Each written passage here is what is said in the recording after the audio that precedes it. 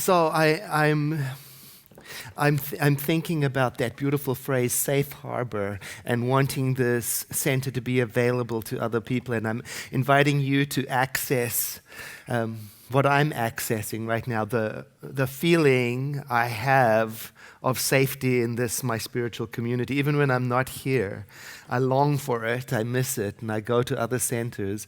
But I'm remembering in specific today the very first time I walked into a center for spiritual living over 30 years ago, and the feeling that I had there, which so many people have reported to me they have had also. I had the feeling of, I found my people. I've come home.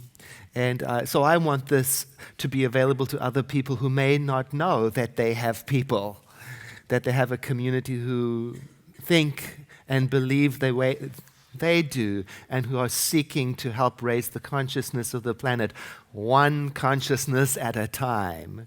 So I want to acknowledge that the center has been of tremendous value to me in my personal life, in more ways than I can imagine. And I'm hoping you're thinking of that too, because this is our Giving Intention Month. This is the month when we say we estimate how much we will give to the center next year, so that our leadership can take that information and plan around it, make a budget, and plan the sort of programs that will help meet our needs to raise our own personal consciousness and the consciousness of the planet. Now, we started last week, and 285 people turned in their giving intention form last week, which is wonderful, and I did the math. That means we're expecting 515 people to turn theirs in today. Isn't that wonderful? There's going to be such a rush on the table out there, and we're going to be out there waiting for you joyously to come and participate. And I know we don't need to bribe you into giving, but we so do like to tempt you.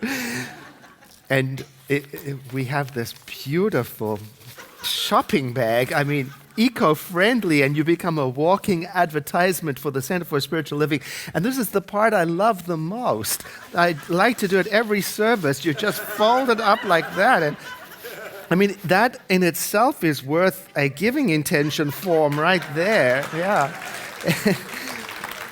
But significantly, too, if you give a giving intention form this month, you will receive a card that is your invitation to go to a all-day workshop with Dr. David Alt, setting intentions for your life for the whole year, lunch included early in January, and you fill in your information. It's only for people who drop in giving intention forms. You can't bring a guest to this. This is an exclusive event for you as a way of recognizing your participation, and then you tear off the top part, and that's your reminder, because things get busy over the holiday period, and that'll be your reminder to come and participate in your gratitude gift.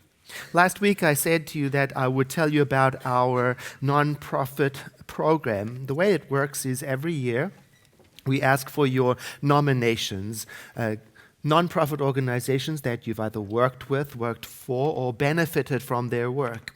And then you nominate these organizations, and then our giving intention team sits and we vet them. We check, are they a legitimate nonprofit organization, and do they have a tax ID? And we select 12 of them from that long list. We received a long list of nominations this year. And then in 2019, we'll hear from one of those organizations each month, and we'll also send a check to each one of those organizations each month. This year, we selected the following nonprofits for next year, and thank you for your nominations. The first is CHOPS Teen Club, a modern facility open to all Sonoma County's 7th through 12th grade students after school, nominated by Kevin Hutchinson. Daily Acts, transforming communities through inspired action and education, building leadership and local self-reliance with the core belief that every choice you make matters, nominated by Terry Moon. And Dogwood Animal Rescue Project, nominated by Chandra Farnsworth. And Just Ask Yourself to Care Foundation, serving families that have suffered abduction or other trauma and creating a space for them to heal, and that's nominated by Stephen Han. And positive images providing support and advocacy to Sonoma County's gay, lesbian, bisexual, transgender, queer, questioning, asexual, and intersex youth and young adults, 12 to 24, nominated by Alicia Carroll. And then, of course, Santa Rosa Symphony Youth Program, so important to support art among our young people, nominated by Valerie Marshall. And Share, Sonoma County, matching individuals needing housing with a senior who otherwise would have been unable to remain in his or her home due to expenses or personal support needed, nominated by Terry Ward. And then Worth Our Wait. Now, unfortunately, we just heard in the news that Worth Our Wait is closing its doors this year. So we will be replacing this with one of the other nominated organizations from our list. Sonoma Land Trust, for obvious reasons, because one of our values is being good stewards of our planet, and this is nominated by Shannon Nichols. And then the Shasta Regional Community Foundation Fire Relief Fund, because we remember how important it was for us to receive support in our own county during our own fires.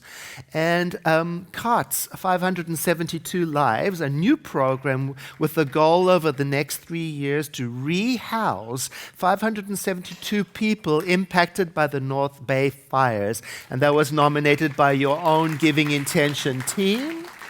And Alquimia, Peru. This is a center for spiritual living in Peru, with its modest description here saying assisting participants to reach their full potential. What it doesn't say on their website is they're working primarily with women and children who have experienced abuse, often from very close family members, and they advocate for them in the legal system while at the same time empowering them with science of mind principles. So when you give to your Center for Spiritual Living, you can know that in part your giving is reaching out to touch so many lives here in Sonoma County and beyond. So we'll be out there in the social hall ready to receive all 515 of you, and I look forward to meeting you and talking to you all about it. Now, last week, I ended the message with another cliffhanger. I'm kind of getting used to this. I like it. I said that the key to truly understanding this flow of supply, this generosity of spirit, the bounty of creation, the real key to unlocking the spiritual flow of every good thing in life, ideas and supply, lies in the relationship between two very specific actions, and I said I would talk about them. And I can't think of any better example than breathing to explain it. Breathing in and breathing out. Because you can't have one without the other. You can't decide, I'm just going to breathe in. That's it for me. I'm breathing in now. You see, spiritual life is like that. It's not a spectator sport. You have to participate. It's more like a dance. You got to get involved. Now, Wayne Kintner, now's a name you might not know, but he was around when our movement was known as the Institute of Religious Science, before we even became a church. He was part of the education system, and he wrote a little pamphlet called A Tip on Receiving, on breathing in. And here's what he said. Now, be warned, he's very enthusiastic. You cannot become a living magnet and draw the things you want to yourself unless you have the energy of enthusiasm running through you. And you cannot become enthusiastic by thinking only of what you want out of life. You must become exuberant. Don't you love that word? You must become excited enough for your thought energy to flow out from you. If you think only of what you want, you short-circuit your thought energy currents. If you take an interest in only those things from which you think you can get something, you are limiting your thought energy current. Well, there you have it. So reading that and start thinking about my life, ask some questions. Where am I? Where have I become one-sided? Where do I need to get re-energized and exuberant again? Am I allowing people to reach me? Am I receiving and giving? Am I enthusiastic about what I can bring to life? And am I letting myself get enthusiastic about what life can bring to me? Do I need to get a jump start on this?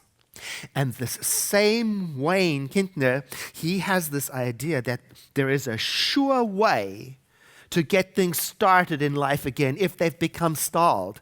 If the flow of every good thing in your life seems stalled, he says there is a way that you can jumpstart the circulation in your life again. Here it is. Give, give, give. Give of your thoughts, give of your spiritual mind treatments. By now you know what that means if you've been here for the past 2 months. Give of your time, give of your energy, give of your appreciation, give of your love, give of your praise, give of your suggestions, give of your ideas, give of your substance, money and other possessions that have been drawn to you. In other words, never think of yourself as someone who has nothing to give. Give, give, give. And make room for more by giving from what you now have. And give without any thought of return.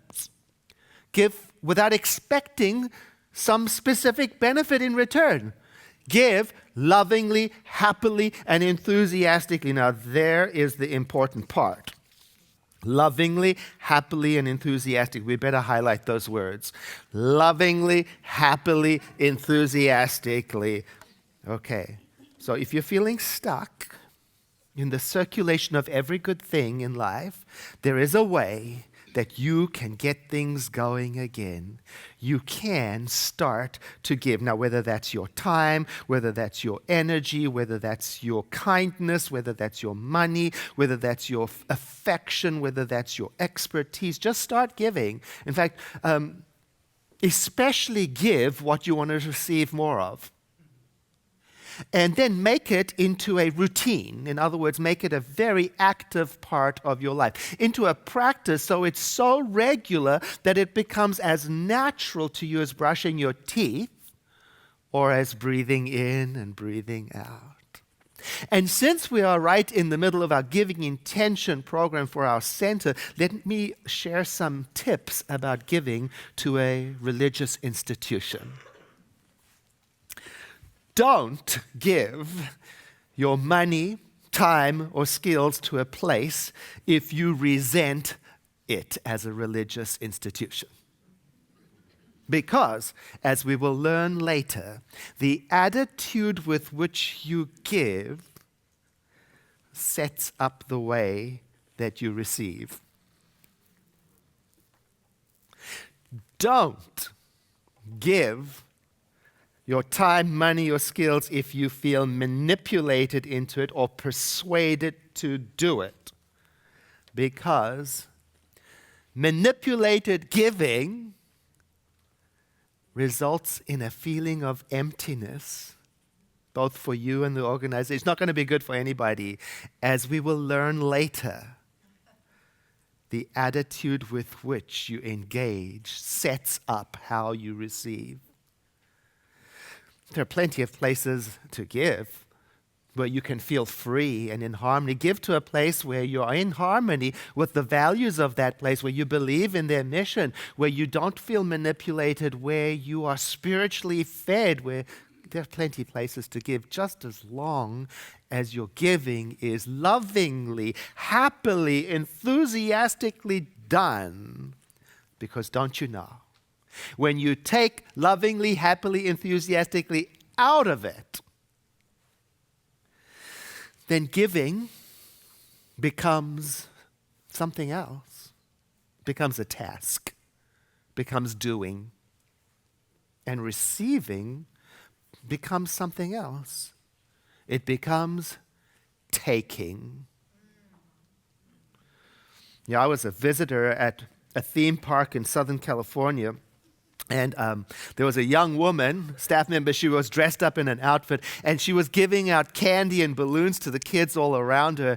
And she had this giant smile, toothy grin on her face, and it was quite a chaotic moment. And I just stood there on the sidewalk watching this whole scene. And at some point, she was done handing it all out. I guess it was the end of her shift. And she turned around away from the children, and the smile just dropped off of her face.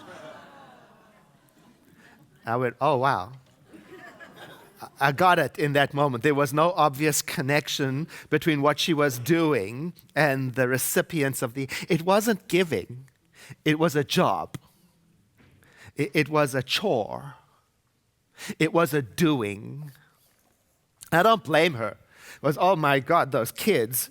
Oh, just grabbing, at it. They don't care about who she is. If she cried herself to sleep last night, they don't care what her name was. They wanted the candy and balloons, They were just taking. And then when she was done, there was nothing lingering, nothing left over in the space where the chaos had been, just emptiness. The event was characterized by an absence of heart. Because, you can fake it till you make it at a theme park or on a job. But with life, you can't. With life, you can't fake it. When you take lovingly, happily, enthusiastically out of it, giving becomes doing and receiving becomes taking. True giving and receiving is not a task. It's not a chore. It's not a burden. It's a dance that requires both parts. It's a communion. And when the act of giving and receiving is over, something of that loving energy lingers in the space, and the world is a better place for it. Amanda Owens wrote a beautiful book, The Power of Receiving, and in it she describes the characteristics of a taker. Now, this is just for information purposes. I'm not describing anybody that you know. Here's a taker, someone who tries to get as much out of things for their own benefit and tries to give as little as possible in return. Someone who pulls and tugs to get what they want. Someone who feels entitled to get what they want. Someone who uses other people to get what they want. Someone who expects others to serve them. Someone who never seems to get enough of what they want. Someone who the more they take, the emptier they feel. Someone who appears to need increasingly more and more. And the thing about taking is that it's deceptive, leads us astray, because it looks like the one taking is going somewhere, is going to accomplish something, going to get something, but frequently it's the opposite. They get emptier, maybe even sensing the urgency of needing more. And because they don't give equal in return, it empties the people around them also. We can receive lovingly, happily, and enthusiastically also. We can do that also, no matter what we're receiving. My grandmother taught me that. If you gave her a gift that she didn't like, you would never know, because she was focused on the joy of receiving the activity, not the object. So we learned from her the graciousness of receiving. I had a friend who was just the opposite. Her receiving was more like taking. She was an attention taker. She so wanted to be part of the group, but she had this self-destructive way of taking attention from others. She would interject stories in the middle of the conversation that started with I or me. And she would tell the stories in such minute detail that took so long, and she would capture people's attention with her gaze until she was done. And the result of it was that fewer and fewer of the friends in the circle were willing to give her the kind of attention that she was demanding, and the less they were willing to give, the louder her demand became. Receiving, true receiving, has the energy of, I'm part of this. Taking has the energy of, I'm disconnected from this. Receiving creates community and connection. Taking results in isolation. There is a well-known quote in the Bible that describes how all of this works in metaphysical terms. Give, and it will be given to you, a good measure, pressed down, shaken together, and running over. It will be poured into your lap. For with the measure you use, it will be measured to you. That's the New International Version. And it occurred to me we can just change give to receive and get a lot out of it. Receive, and others will be able to receive from you also. And then that last sentence, very important. For with the measure you use, it will be measured to you. Well, let's render it like this. Because the attitude with which you give sets up how people will give to you. That's what a good measure is. Not uneven, matched on both sides. And in metaphysics, we call that the law of reciprocity. And it says, what attitude goes out is matched with what attitude flows in. So my attitude is the standard. And that's what makes lovingly, happily, and enthusiastically such a wonderful goal. Because I can say to myself, it's coming back. We can say it like this, because the attitude with which you receive also sets up how people will receive from you. And you know, when we say attitude in metaphysics, we mean consciousness. So, if you have the consciousness of a taker, think of what you're setting up. Maybe even you'll find that you're setting it up so people instinctively avoid trying to give to you. Or we can be very blunt about this. I mean, let's go to the dark side, shall we? Let's just go. Here's how we would say it. Take, and others will take from you everything you've got, because what is in your consciousness sets the rules for the game. Well, since we're in the dark side, let's carry on with more characteristics of a taker. For information purposes. And yet, I find myself in here.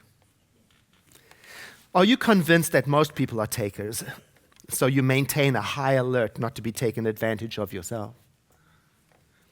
Are most of your spiritual practices, prayers, and meditations about and for yourself?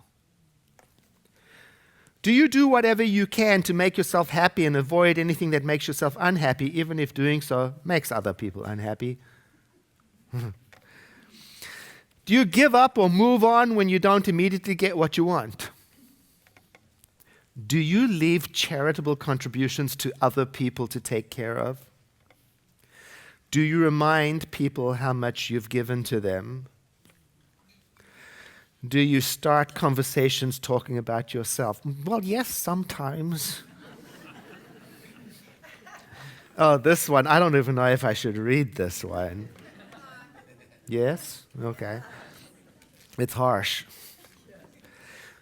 Do you strike up conversations mainly with people you think you might be physically interested in, or from whom you think you can get something?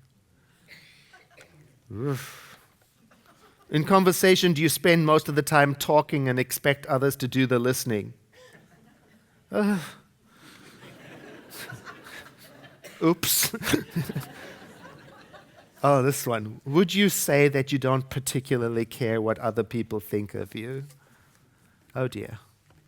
Well, you know, if you found yourself anywhere in there like I did, if you said yes to some of these, There's something you and I can do about it. There's something we might want to put back into place very prominently. And it's this: lovingly, happily, and enthusiastically. And we might want to consider a jump start to our circulation by doing what Wayne suggested in the beginning, and here it is again. Give, give, give. Give of your thoughts, give of your spiritual mind treatment, give of your time, give of your energy, give of your appreciation, give of your love, give of your praise, give of your suggestions, give of your ideas, give of your substance, money, and other possessions that have been drawn to you. Make room for more by giving from what you have now.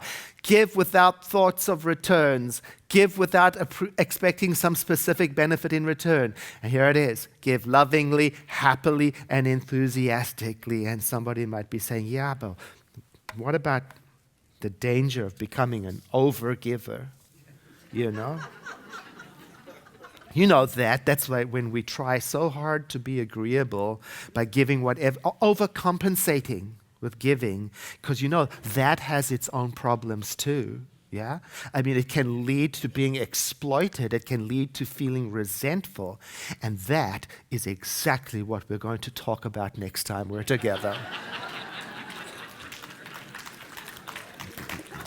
So I invite you to breathe in and exhale. Just feel the freedom and generosity of life. As we turn our attention within and acknowledge the source from which we come, where our thoughts emanate from, we call that source the living Spirit Almighty. We call it also the heart of divinity. We call it that to remind us of its unconditional self-givingness, its non-withholding nature. And today, in this spiritual mind treatment, I identify myself with that nature, and I recognize it as the truth of every person here. One with the living Spirit. A free-flowing love.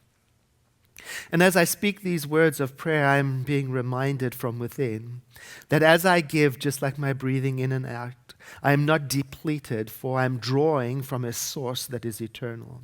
My love is endless. My kindness has no end. And I take that thought and I apply it to everything in my life. I am part of a circulation of every good thing, and it is my role in creation to circulate, to give and to receive, and so I take my place in the community of beings, and I remember I identify myself spiritually as a point of circulation not only for myself, but for the upliftment of all the beings on this planet, for the betterment of my friends and family and my city and my county. I do so that I may wake up in consciousness and help where help is needed, and love where love is desired, and give where I can, and also to breathe in and to receive the blessings that life is. I celebrate this. I rejoice in it. I give thanks. And I release this word into that aspect of the divine that we call the law, to remind me that it is done unto me as I believe. And together we say, and so it is.